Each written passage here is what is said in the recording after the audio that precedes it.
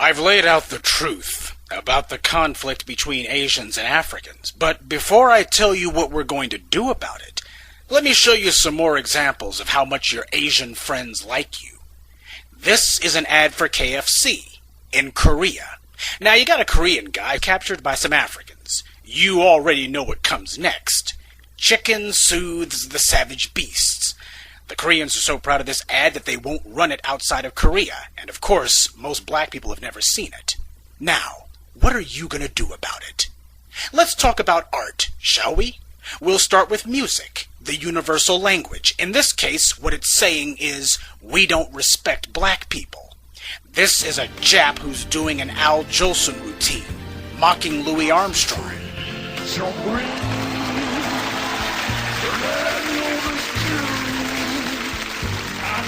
The moon, lonely and you, and I think to myself, what a wonderful world.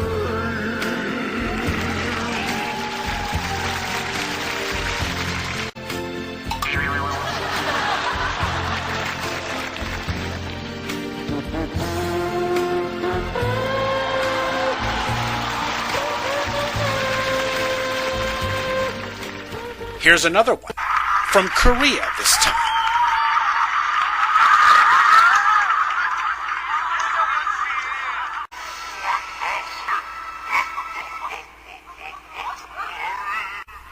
Now, what are you going to do about it? Here's a Korean named Nikki S. Lee. She's a photographer who's done a series of pictures about her misadventures trying to fit into the hip-hop scene. She decided to paint herself brown and claim she was just doing it so she could get into the mood. So, what do you think? A harmless case of a clueless but otherwise well-meaning Asian who simply wanted to slip into someone else's skin? Or just another yellow bastard who's using a pathetic excuse to keep from getting her made in Taiwan ass kicked? You know what? It doesn't even matter. What matters is, what are you gonna do about it? This group is known as the Bubble Sisters. They're a Korean group who decided they would use blackface as their gimmick. But wait until you hear the reason why, and you're gonna love this. According to them, they were told that they weren't pretty enough to be a professional singing group. So instead, they would need a gimmick if they wanted to get people to buy their albums. Well, they decided that the perfect gimmick would be to play on the ugly theme, that they were too ugly to be professionals. So this is their gimmick, that they're ugly and proud of it. Now you already know what the racial inference here is. But the question is, what are you going to do about it? The Asians will try to tell you that these things aren't really racist at all. No, that's just your black imagination running away with you again. This is about admiration for black music, not ridicule. What are you going to do about it?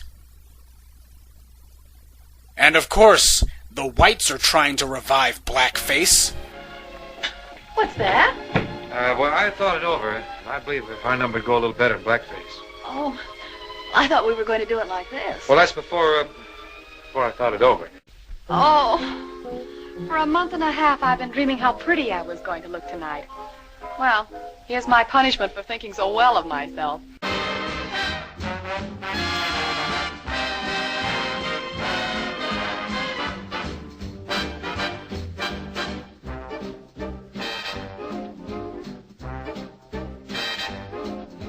On a February morn, a tiny baby boy was born, Abraham. And that is why we celebrate this blessed February day. Abraham,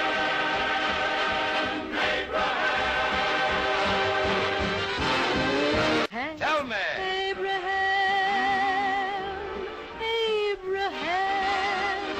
she gave this land the finest son. That's what she did. Whoever went to Washington. Who that? Abraham.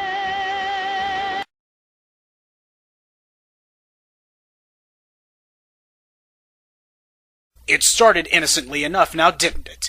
Angelina does brownface to play the widow of a dead journalist. Blacks opposed it, but because she went light on the make, the media gave this outrage no airplay. Then we had Saturday Night Live's Paul Armisen, who, by the way, is half Asian, half white, doing brownface of Obama.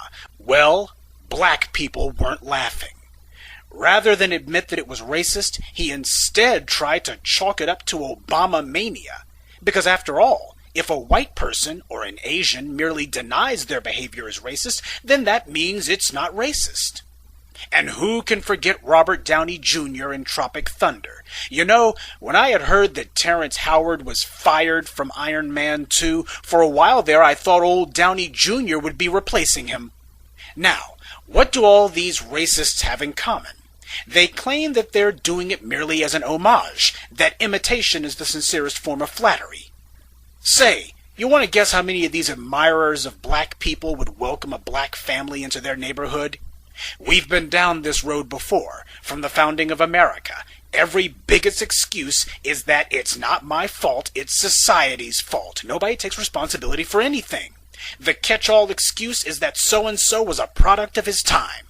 They've been saying that in the U.S. for over 230 years.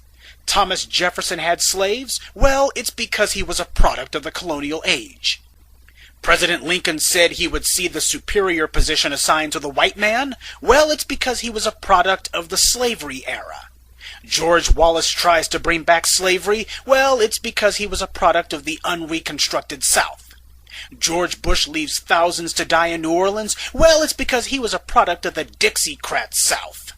White people, spanning 4 centuries, all the way to the present, and all of them just products of their time. Gee, about the only thing this constant litany of excuse-making proves is that after 230 years, the times haven't changed one bit.